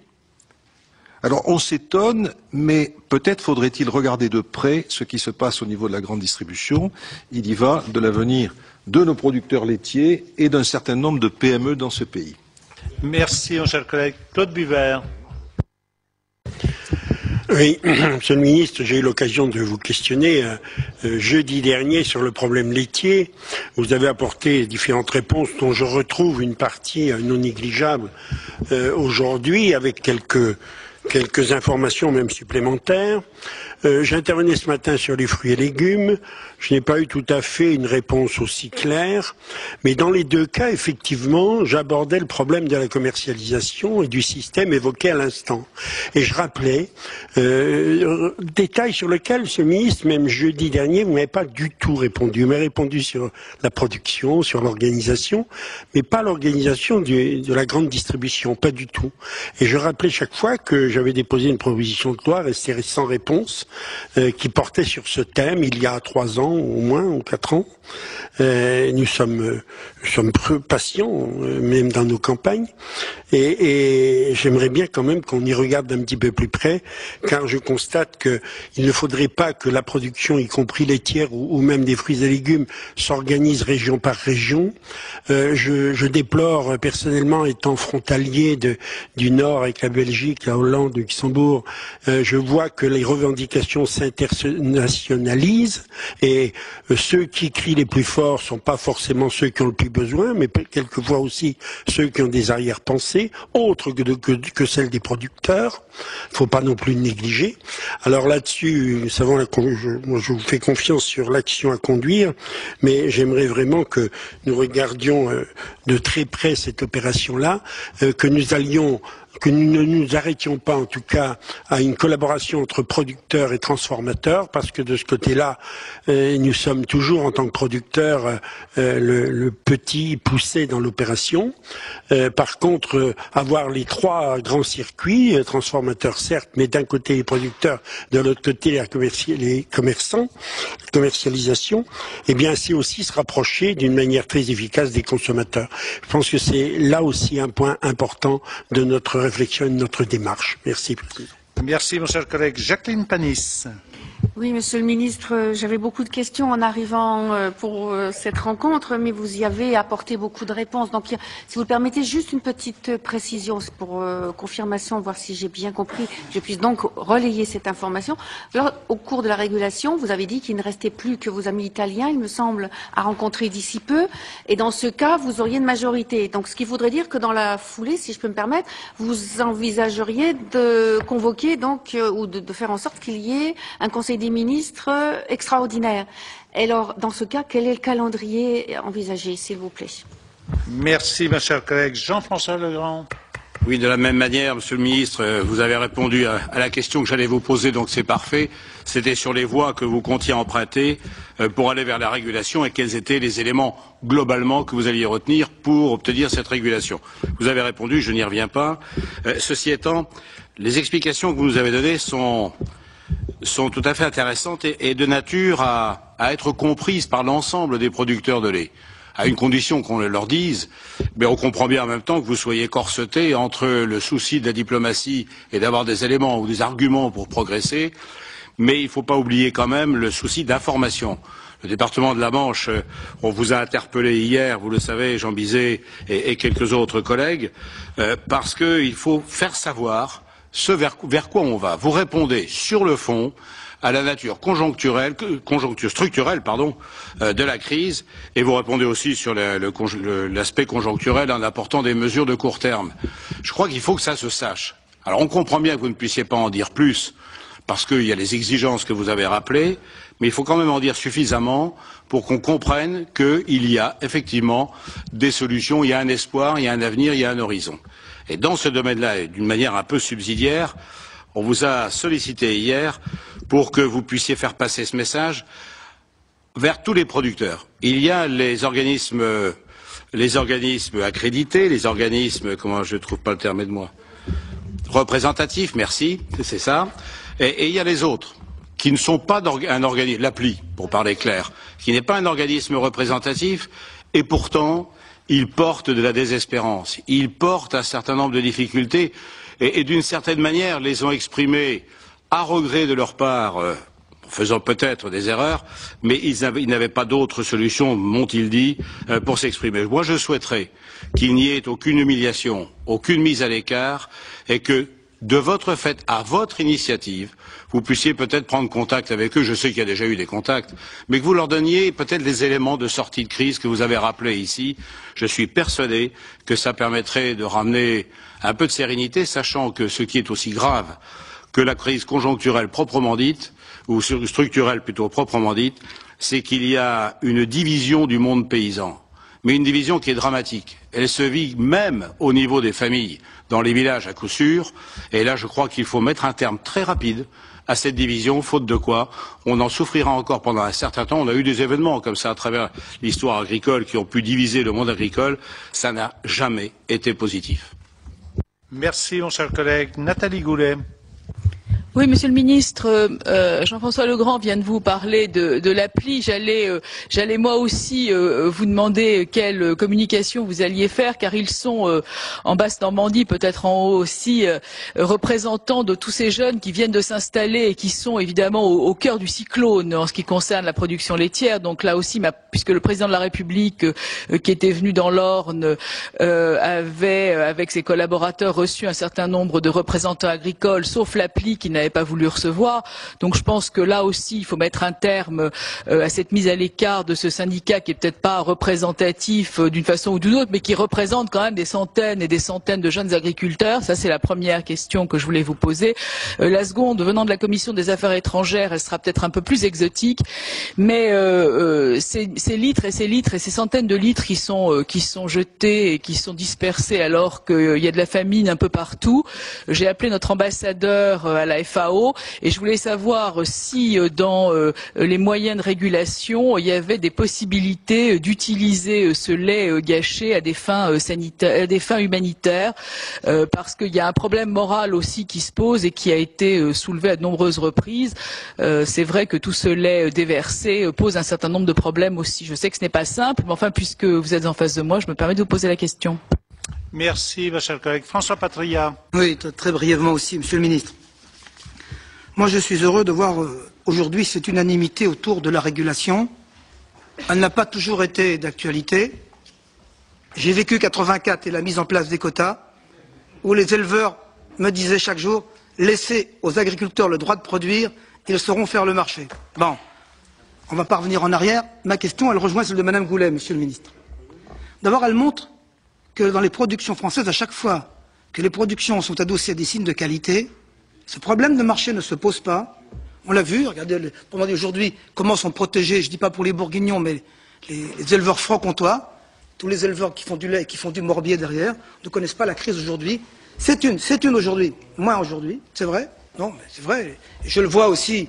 Et le paradoxe, c'est que les zones qui font des fromages aussi aujourd'hui manquent de lait. Manquent de lait. Parce qu'on n'installe plus de jeunes dans les zones où il manque de lait. Bon, c'est une réflexion, mais je rejoins ce que dit à l'instant ma collègue. Vous avez parlé de l'OCM unique, Monsieur le Ministre. Moi, je voudrais parler de l'OMC. Est-ce que la solution à tout problème agricole, tout marché confondu aujourd'hui, ne passe pas par le fait qu'il faille sortir demain l'agriculture de l'OMC? Est-ce que l'agriculture... Je m'en suis entretenu avec Pascal Lamy à 2 reprises. Il n'est pas lui favorable et j'ai eu des différends avec lui. Est-ce qu'au-delà des pistes sur la régulation que vous avez évoquées, qui sont des pistes auxquelles je souscris, les pistes européennes sur l'OCM unique, j'y souscris. Est-ce qu'au-delà, il ne faut pas aller loin? C'est bien sûr des mesures à long terme. Et aujourd'hui, il n'y a plus le stockage, il n'y a plus les restitutions, hein, il n'y a plus les primes à l'exportation. Quand les quotas sont enlevés et que les finances publiques sont à mal, c'est difficile d'apporter des solutions immédiates. Mais dans les perspectives à fixer au monde agricole, est-ce que la sortie de l'agriculture de l'OMC n'est pas une idée que nous pourrions avancer en commun? Merci, mon cher collègue. C'est une proposition d'un ancien ministre de l'Agriculture. Paul Raoult. Oui, on a déjà dit beaucoup de choses. Simplement, je voudrais témoigner que dimanche, chez moi, c'était la fête du parc naturel régional et c'est la fête du lait. Il y avait donc 20 000 personnes, 150 vaches laitières, des Holstein, des Normandes, des Bleus, et avec un beau concours. Il a pu quand même avoir lieu, mais j'ai eu le droit à une belle manif de l'appli, avec 40 tracteurs qui ont déversé 700 000 litres de lait dans un champ à côté de ma commune. Ça s'est passé à peu près bien, je vais dire, hein. Mais ça veut dire qu'effectivement le monde agricole est extrêmement divisé, parce que cette fête du lait, en clair, je la fais avec la FNSEA, majoritaire, bien. Sauf que à la sortie de la ville, hein, il y avait des minoritaires et beaucoup d'agriculteurs de la FNSEA qui avaient rejoint l'appli dans la manifestation. Hein, et le président de la Chambre d'agriculture avait beau dire qu'il était contre la manif, n'empêche qu'à la fin des fins, il est venu assister au déversement du lait parce que la situation a été socialement difficile. Et pour des secteurs comme l'Avesnois où des tas d'éleveurs ne peuvent faire que de l'élevage, c'est-à-dire en clair on peut pas retourner dans le schiste les terres, la situation est dramatique. C'est-à-dire que les mesures rapides dont vous avez parlé, est-ce qu'elles sont suffisantes? Parce qu'aujourd'hui, il y a bien un tiers des éleveurs qui sont dans le rouge, c'est-à-dire qui ont des dettes, qui n'arrivent plus à payer le contrôle laitier, par exemple, qui n'arrivent plus à payer leurs fournisseurs. Et là, c'est vraiment dramatique. Des jeunes qui ont témoigné devant le public, les uns après les autres. Ils pleuraient. Franchement, je vous assure qu'ils pleuraient. Et c'était pas des discours de circonstance. Ils sont dans le noir. Donc il y a urgence à réagir, Monsieur le Ministre. Et je fais pas de la compassion et du catastrophisme, c'est la réalité vraie. Mais j'ai cru comprendre à travers propos que vous la vivez, vous aussi chez vous. Et donc, vraiment, il y a une urgence. Deuxièmement, sur les problèmes structurels de la régulation. Bon, on veut plus appeler ça quota laitier. Ok, mais au bout du compte, ça sera bien une régulation, vous pouvoir garantir un volume à produire avec un certain prix garantissant un revenu. Alors je sais bien, c'est difficile chez moi. Les plus gros agriculteurs, l'éleveur qui avaient plus d'1 million de quotas, ils ont créé un GIE et depuis quelques années, ils vendaient leur lait aux Belges. Plus cher. Sauf qu'aujourd'hui, alors là, évidemment, le prix s'est complètement effondré, et c'était eux, évidemment, qui étaient les meneurs de l'appli. Alors même qu'ils avaient fait un bras d'honneur aux coopératives du coin, il y a 2 ou 3 ans, parce qu'ils disaient, nous, en Belgique, on est mieux payés. Sauf qu'aujourd'hui, ils sont dans vous m'avez compris. Donc, il faut que la régulation, elle soit française, mais elle soit européenne. Parce que ceux qui étaient avec leurs gros quotas, aujourd'hui, ils sont les meneurs des opérations, quoi. Donc, il faut qu'on arrête bien une maîtrise de la production par rapport à la consommation. Et la consommation des produits laitiers, aujourd'hui, globalement, yaourt et autres, elle augmente pas. Elle a plutôt tendance à diminuer. Donc, il faut bien réguler. Certains secteurs augmentent et certains d'autres diminuent. Donc il faut bien réguler. Et quand vous me dites il faut essayer de maîtriser les industriels, chez moi il y a Lactalis et il y a Yoplait Candia. Il y a les deux. Vous savez, les prix sont les mêmes. Ils donnent les mêmes prix aux éleveurs de la même région. Donc il n'y a pas vraiment concurrence entre les deux. Il y a la même offre. Donc il faut vraiment que l'on trouve un moyen qui s'appellera plus les quotas laitiers, mais de toute manière, un moyen de maîtriser la production par rapport à la consommation. Ça veut dire qu'aujourd'hui, il faut pouvoir dire aux agriculteurs, ok, les prix vont augmenter, mais la production, elle devra diminuer. Et selon quel mode, quel rythme, les choses pourront-elles se faire? Bien, Monsieur le Ministre, vous avez entendu ne plus parler de maîtrise, parler seulement d'adéquation entre la production et la consommation. Bon. Oui. Jean Boyer, c'est le dernier intervenant. Oui, Monsieur le Ministre, il est inutile de redire tout haut que le lait est le salaire des éleveurs, et particulièrement en zone de montagne, nous en sommes tous convaincus. Monsieur le Ministre, ne pensez-vous pas que la meilleure régulation, puisque c'est un mot fort qui a été prononcé depuis le début de cette rencontre, ce serait d'abord le maintien des quotas? Parce que s'il n'y avait pas eu le maintien des quotas, dans quelle situation serions-nous aujourd'hui? Deuxième question, et je m'arrêterai là, vous avez évoqué la production améliorée de la Nouvelle-Zélande. Donc je sais que c'est facile à dire quand on est autour d'une table, surtout ici au Sénat. Est-il envisageable une régulation mondiale de la production laitière? Merci, mon cher collègue. Monsieur le ministre, je vous propose de répondre aux interventions auxquelles vous n'auriez pas répondu dans la première partie. Bien, merci pour toutes ces questions supplémentaires. Il y a une seule chose dans tous ces propos qui sont tous intéressants, utiles et qui permettent d'avancer dans notre réflexion commune. Il y a une seule chose à laquelle je ne souscris pas, c'est quand on me dit qu'il y a urgence à agir. Comme si je restais dans mon bureau les bras croisés à lire mon journal toute la journée. Je veux juste dire qu'il y a beaucoup de décisions fortes qui ont déjà été prises, notamment celles qui ont été prises hier, le progrès sur la régulation européenne. Tout ça représente un travail considérable depuis plusieurs semaines. Jean-Jacques Mirassou, sur la préoccupation majeure qui était la coût de revient du producteur. Moi, je crois que le point essentiel auquel il faut que nous parvenions, c'est arriver à un prix du lait qui permette de couvrir le coût de revient du producteur, tout en gardant évidemment en perspective l'intérêt des consommateurs. Mais la priorité absolue, et je crois qu'il faut toujours prendre un fil pour démarrer, c'est de faire en sorte que le coût de revient des producteurs soit couvert. Si vous ne garantissez pas ça, y compris d'ailleurs de manière législative, ensuite c'est ceux qui sont les plus forts, c'est-à-dire les producteurs, les industriels, qui vont s'en sortir le mieux. Donc je crois que ça doit être la priorité numéro 1, quitte ensuite à ce qu'on adapte les choses au niveau de l'industriel ou du distributeur. Mais je vais vous dire, le distributeur, il a de toute façon le consommateur en face de lui, donc il est bien obligé de vendre son produit, et s'il peut tirer le prix vers le bas, il réduira sa marge. Mais je pense qu'il faut commencer d'abord par garantir le coût de revient du producteur. Je précise quand même que au 1er octobre, la réunion que j'ai engagée sur ce sujet des contrats entre industriels et producteurs et de la filière du lait, les associations de consommateurs participeront à la table ronde que j'ai organisée. Sur la question du différentiel de main-d'œuvre, fruits et légumes, par rapport à nos autres partenaires européens.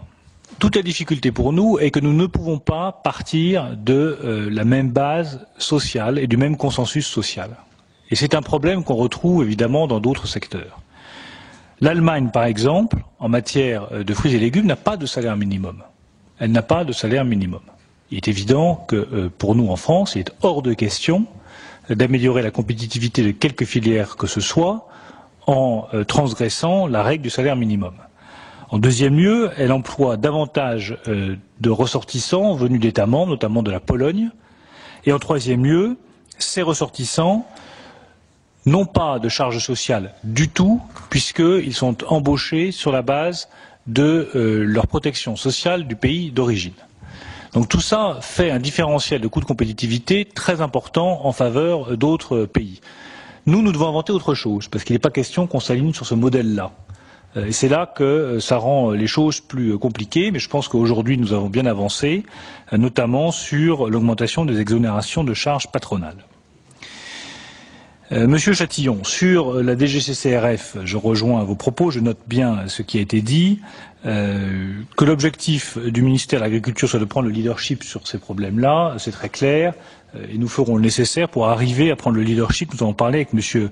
Novelli aujourd'hui et je lui ai indiqué que je souhaitais effectivement que l'on fasse attention à remettre les choses d'équerre et que ce soit d'abord l'intérêt des producteurs et du ministère de l'Agriculture qui soit privilégié avant les questions administratives de droit de la concurrence. Sur les pôles de compétitivité régionaux, on a eu l'occasion d'en parler ensemble. Moi, je suis très favorable à ce qu'on renforce ces pôles et à ce qu'on favorise les regroupements nécessaires pour gagner en compétitivité. Enfin, sur la distribution, là aussi, on a eu l'occasion d'en parler. Oui, bien entendu, il faut faire attention à mieux contrôler les différentes pratiques. Claude Biware, je vais essayer d'être un peu plus explicite avec vous sur la question de la commercialisation, notamment dans le secteur du lait, mais aussi dans le secteur des fruits et légumes. Et je vais pouvoir l'être parce que nous avons eu la discussion aujourd'hui. Je vois les distributeurs très régulièrement, mais aujourd'hui nous avons une discussion de près de 3 heures avec eux sur ces différents sujets-là. Je leur ai demandé de faire un effort sur rabais, remise, ristourne. Vous savez que c'est une pratique, vous la connaissez tous, qui consiste à demander une remise supplémentaire aux producteurs de fruits et légumes en échange d'un service qui est rendu par la grande distribution, quand il est rendu. Là, j'ai souhaité que, face à la crise importante dans la filière des fruits et légumes, ils puissent renoncer, pour les semaines à venir, à cette pratique des rabais, remises et ristournes, ce qui serait un geste significatif et volontaire de la part de la grande distribution vis-à-vis des producteurs de fruits et légumes. Premier élément. Deuxième élément, je souhaite que sur les accords de marge, là aussi, on regarde ce qu'il est possible de faire pour améliorer les choses vis-à-vis des producteurs dans les semaines à venir. Troisième élément, et là nous avons un accord entre tous les acteurs de la filière, c'est un point important, je souhaite supprimer dans la loi de modernisation de l'agriculture tous les accords non écrits entre producteurs, grossistes et distributeurs. Parce que ces accords non écrits, ils consistent à faire venir de la marchandise sans que l'on sache quel prix va recevoir le producteur. Je pense qu'il faut substituer à ce système verbal, qui se fait au détriment des producteurs, un système de contrat écrit dont le principe devra être défini par la loi de modernisation de l'agriculture. Ça me paraît un point aussi très important. Enfin, sur le rapport de force, je veux juste rappeler la nécessité impérative qu'il y a à mieux organiser les exploitations. Nous avons 300 000 exploitations au total en France, nous avons 10 000 industries agroalimentaires et nous avons 7 distributeurs. Donc le rapport de force, forcément, est favorable à ceux qui sont les moins nombreux. Jacqueline Panis, sur la question de la négociation européenne. Nous en sommes aujourd'hui à 238 voix. Pour avoir la majorité qualifiée, il faut 255 voix. L'Italie pèse 29 voix, donc si l'Italie se joint à notre mouvement, mais une fois encore, elle y était extraordinairement réticente au départ, nous aurons la majorité qualifiée de 267 voix. Pourquoi est-ce que cette majorité qualifiée est décisive?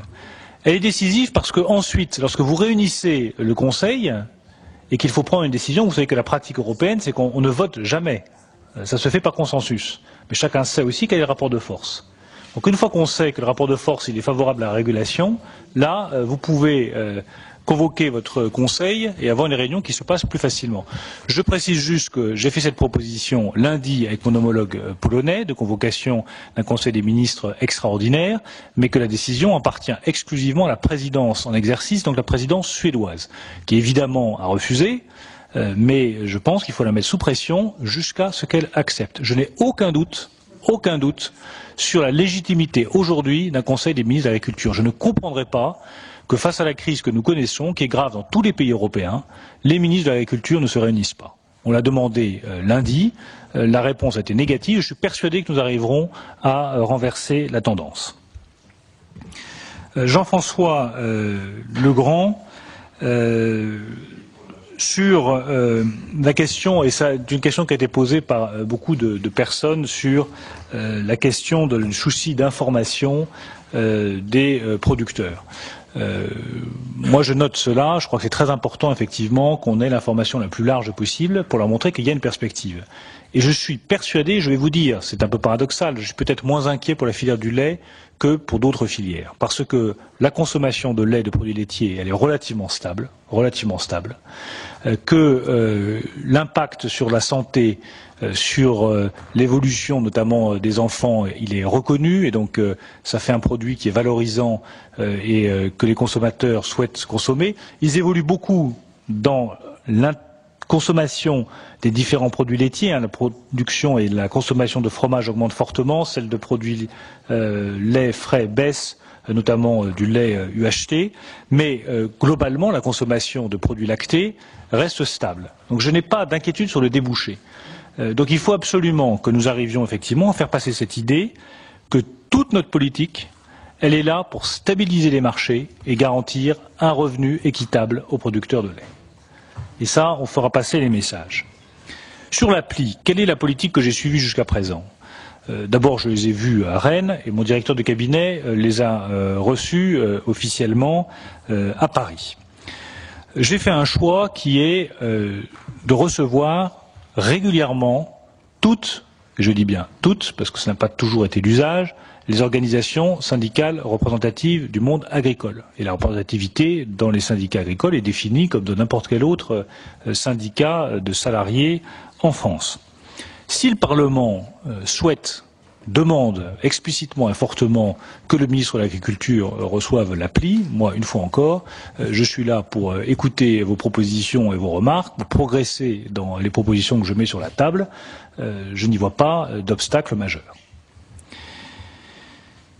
Nathalie Goulet, sur la question des jeunes, c'est probablement, vous avez tout à fait raison, ceux qui souffrent le plus aujourd'hui. Vous connaissez là aussi tous, il y a des producteurs de lait autour de cette table, la situation, le jeune qui a 22-23 ans, j'en ai vu beaucoup, qui reprennent une exploitation, qui ont une charge financière très lourde sur le dos.